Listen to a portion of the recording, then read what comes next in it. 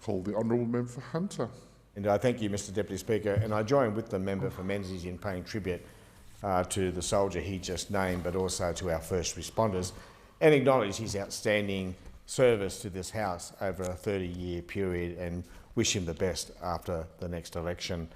But on a more sombre note, Mr Speaker, I can sadly report to the House that a new form of McCarthyism has crept into the Australian culture, and it's alive and well in the Hunter region, deep in coal economy heartland.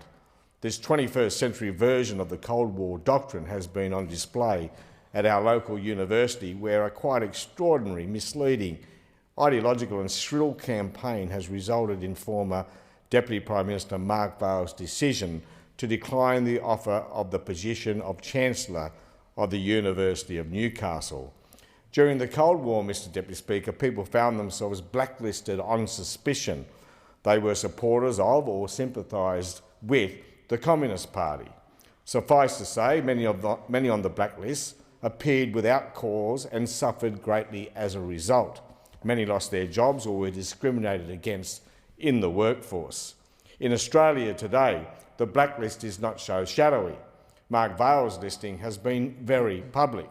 The crime he has been publicly shamed for is his association with the coal mining industry. Mr Deputy Speaker, it's a very slippery slope.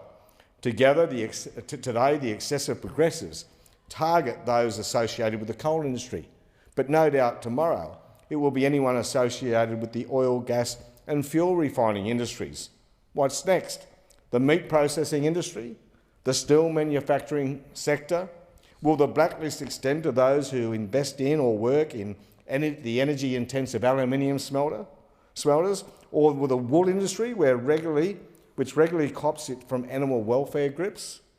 Maybe those industries that manufacture our fertilisers and crop protection products will be next. Who is the final arbiter of these things, Mr Deputy Speaker? Where and when will this madness end?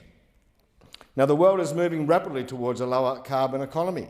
So too is the Hunter region, with pumped hydro, solar thermal, solar photovoltaic, battery, hydrogen, biomass and gas peaking projects in the investment pipeline. We are leading the country, Mr Deputy Speaker, and that's a good thing. But the coal industry will also be with us for many decades to come, and that is also a good thing. Investment in new low-carbon technologies is growing exponentially, and the investment around the world is largely being led by large corporations with a history in the oil, gas, energy and mining sectors. Imagine if we argue that the chair of BHP, a coal and steel company now heavily investing in low-carbon technologies, should be excluded from any involvement in local institutions which have, as part of their mission, ambitions for a lower carbon economy. That would be massively counterproductive, Mr Deputy Speaker. Yes, Mark Vaile chairs the board of Whitehaven Coal, but he also chairs an investment fund with around $1 billion worth of wind and solar technologies under management. Expressing interest in the largely ceremonial job on offer at the University of Newcastle, Mark Vaile said, and I quote, "When considering the role, I took a close look at the university's strategic plan, known as Looking Ahead, and was impressed with what I found," close quote.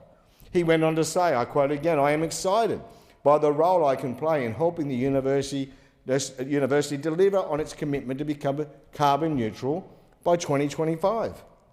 He also said, and I quote again, "The importance of an energy transition is in our backyard. The education sector has a critical role to play in this challenge," close quote. Mark Vaile would not have, and probably could not have as Chancellor, changed the university's strategic direction even if he wanted to, Mr Deputy Speaker. The university will recover from the loss of a former Deputy Prime Minister with extensive management experience, with deep connections within our state and federal governments, and a commitment to the institution which educated his children. The bigger concern is the misplaced campaign against one of our region's most important industries, and the message the demonisation of Mark Vaile sends to the tens of thousands of local people who work in the coal industry and associated sectors. This month, the excessive progressives demonise them or shame on them.